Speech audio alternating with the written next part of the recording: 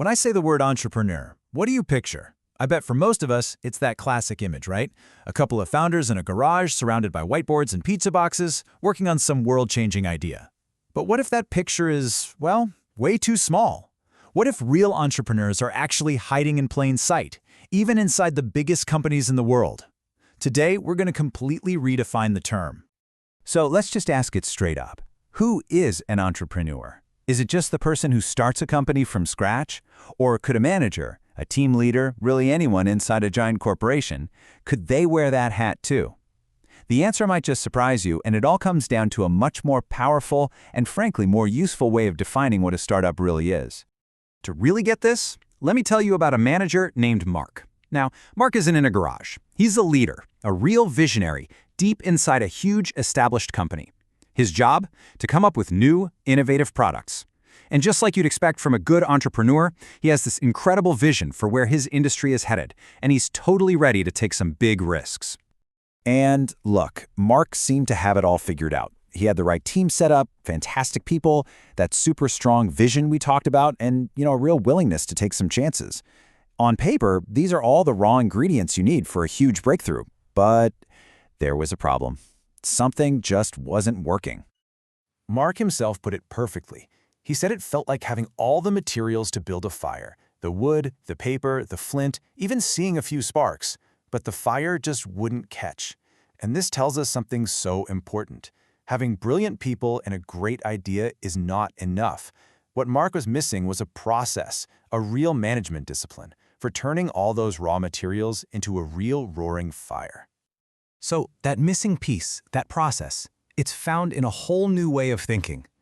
The answer to Mark's problem is to redefine what we even mean by the word startup, because, it has absolutely nothing to do with how big a company is, or how old it is, or even what industry it's in. It's all about the context it's operating in. And here it is. A startup is a human institution designed to create new products and services under conditions of extreme uncertainty. Now, that human institution part is really important. It reminds us this is all about people, about culture, not just a product. But the most critical part, the real game changer in that definition, is the context. Extreme uncertainty. That's it. That's the single defining characteristic of a startup. It's the soil they grow in. Think about it. Most management tools, the stuff you learn in business school, they're all designed for stable, predictable situations. But a startup is by its very nature a journey into the great unknown where you might not even be sure who your customer is yet. So what does this actually look like? Well, imagine you open a pizza shop in a town that already has 10 of them. You're just cloning an existing business. That's not a startup. Your success is all about execution, right? Making good pizza efficiently. But if you're creating something brand new, where the customer, the market, the product are all big question marks, now you're a startup. And that demands a completely different kind of management, one that's all about learning and discovery. Okay, so this all sounds great in theory, but does it actually work in the real world, inside a giant company? Oh, absolutely. Let's look at the incredible story of SnapTax. This was a massive innovation that came from inside Intuit. The huge company that makes TurboTax. This wasn't some little garage project. This was true entrepreneurship thriving inside a Fortune 1000 company. So how did they do it? Well, Intuit's leadership was incredibly deliberate about this. They didn't go out and hire some flashy superstar entrepreneurs. They trusted the talent they already had.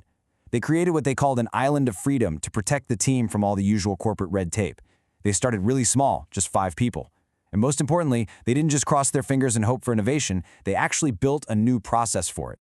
And the results of this shift in culture, they're honestly staggering. The TurboTax division, which used to launch maybe one big new thing a year, now runs over 500 different experiments in a single tax season. That's a 2.5-month window. We're talking up to 70 different tests every single week. This is what a culture of nonstop, rapid learning looks like in action.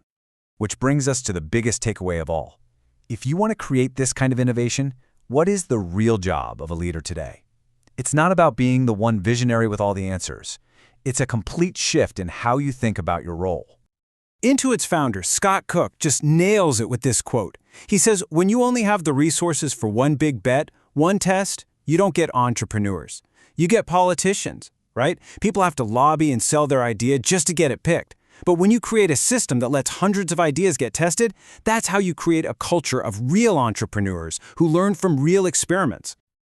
So the old model of a leader was like a Roman Caesar sitting on a throne, giving a thumbs up or a thumbs down to the ideas people pitch them. The new leader, they're a systems builder.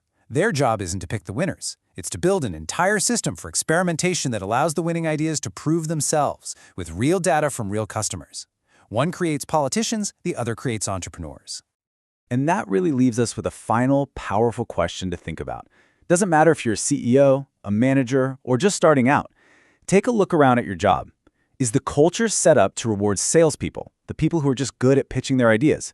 Or is it set up to create true entrepreneurs, people who are actually empowered to test, to learn, and to build whatever comes next? Because the answer to that question, well, that's what's going to define the future.